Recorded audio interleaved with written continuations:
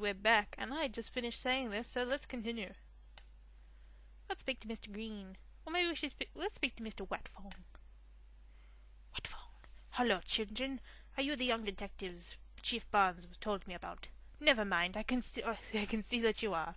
Hell, we just look like normal kids. Anyway, I am Wetfan. Wetfan.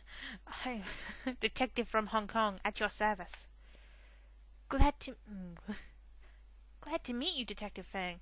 Resulka and I are here working on the Tibetan Buddha case. So you are. Have you spoken to Mr. Green? I think he has something very interesting to tell you. Listen very carefully to what he has to say. How cryptic and creepy, but let's continue. I had dinner with Mr. Miles, Mrs. Boran, and Madame Wen and her daughter. They are such charming people. I cannot believe any of them stole the Buddha. But I guess that would make Mrs. Polaria guilty, wouldn't it? Did any of the people bring down boxes or packages down from the suite?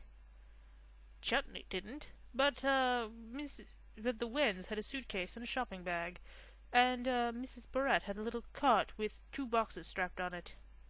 2 boxes? Are you sure? Oh, quite sure. I helped her load the cart into a trunk of my car. Well, I've heard all I need to. Let's go tag this on the Indian. I think we've figured out who the idol thief may be, or is. Can you select the 5 clues that best support our case? That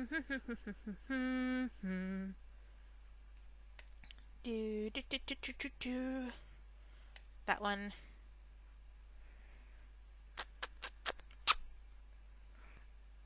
That one.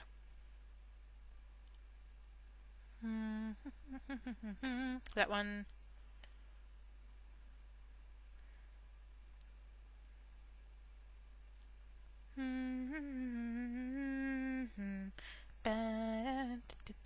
That one, and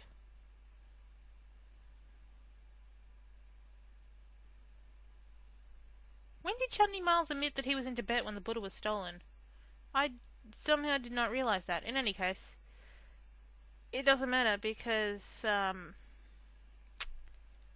this one, because Mrs. Baran did it. Those are the clues we'll want the police to see. Now choose the person you think stole the international idol. I think it may have been Madame Wen. No, it's Mrs. Baran.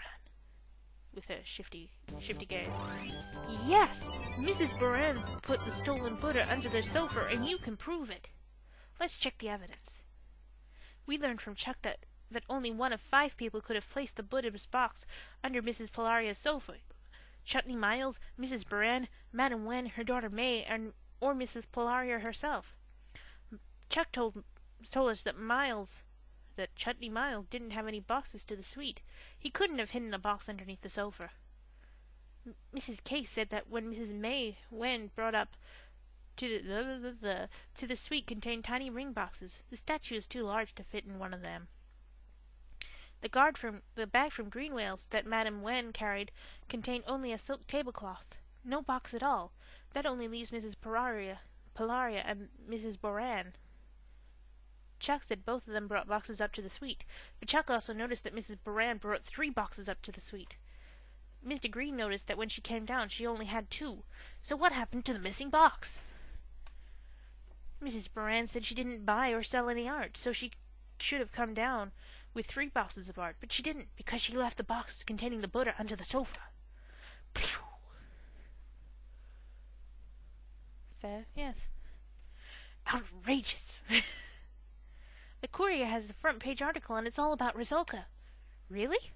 Yeah, an international detective says how great Resulka is. Wow, that's one for the scrapbook, like they all are. This case is a big milestone in Eagle Eye's history. Mystery meat revealed! Ha! Ridgeview detective cracks big international theft. Resulka, the Eagle Eye detection. Oh, I read that as or instead of. Whoops. Proved that Mrs. Boran, a foreign visitor, illegally brought a priceless stolen Buddha into the US of A. When confronted with the evidence Resulka collected, Mrs. Boran gave a full confession. The case came together when Resulka noticed that Mrs. Baran came down with a suit. From the suit. Oh god, I'm having terrible times reading today. I need to find my glasses. Not that they really do that much. They only help with focus from far to near. I don't know. Came down from the suite with a box. One less box than she had when she went up, said Jennifer. It was a simple yet important detail. The police expect Mrs. Baran to serve many years in prison for her crime. But won't she be sent back to Tibet for that? And potentially, I don't know. Something bad might happen to her over there. Anyway, grateful monks in Tibet send thanks to Resulka and Jennifer as they restore the Buddha to the place of honor in their temple. No thanks to Jake. Poor Jake. Whatever will he do? Anyway, let's play the case of the counterfeit card. Or the CCC. Haha. And hopefully I can read better. But, I can't promise anything, unfortunately. I don't read no too good. Hey, telephone. Eagle Eye Detective Agency. Jennifer here. Who the hell are you? I've never seen you in my life before, and you're not on the side like everyone else. Anyway, let's read what he has to say. Jennifer, this is Michael Gallen. You know how detectives on TV sometimes get jobs guarding things? Like guarding crime witnesses and stuff? I guess I've seen shows like that on TV, Michael. What's up? And sometimes they guard valuable things like a $1 million painting being sent to a museum, right? Michael, it sounds to me like you have something valuable and you're afraid that someone's going to steal it. Shh, Jennifer. Don't tell anyone. My brother and I are over at Riverside Park. I'm calling from a payphone on the corner. You better get here first. I have no idea who you are, so that's why I've given you a adult voice when perhaps you should have had a child voice. But anyway, okay, Michael, okay. But the Eagle Eye Detective Agency hasn't ever guarded anything valuable before. We don't care. You guys and Resulka are the only ones we can trust. Please, just get over here. Okay, Michael, we'll be right there. Well, Resulka, what do you think of that? Maybe I should put the phone down before I start speaking to you, like in a confidential conversation, but in any case. What do you think of that? I hope we aren't jumping in over our heads on this one. You should put the phone down when you're speaking about someone.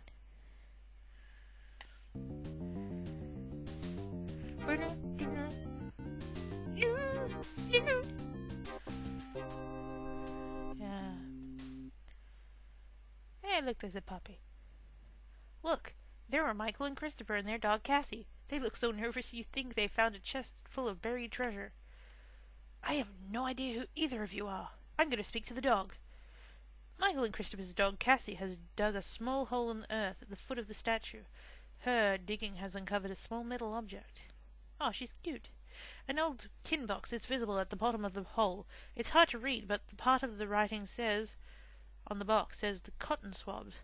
It looks like the top of the can could be lifted off. Inside the tin box is a very small baseball card. The baseball card's very old. On the bottoms are the word Wagner Pittsburgh. The back of the card has glue stains and tear marks. Like someone was crying on it? Or maybe it was tear marks, not tear marks. But, yuck! It sure smells old. It looks like somebody glued it to an album and then tore it out again. You know what's scary, you guys? Andy Hill has a poster of a card on his wall over at his baseball shop. It says the cards... It's the card that Wayne Gretzky, the hockey star, and another guy bought at an auction. They paid over $500,000 for it. Yeah, this one's kind of messed up, but it's the same card. We've stared at that poster 1,000 times.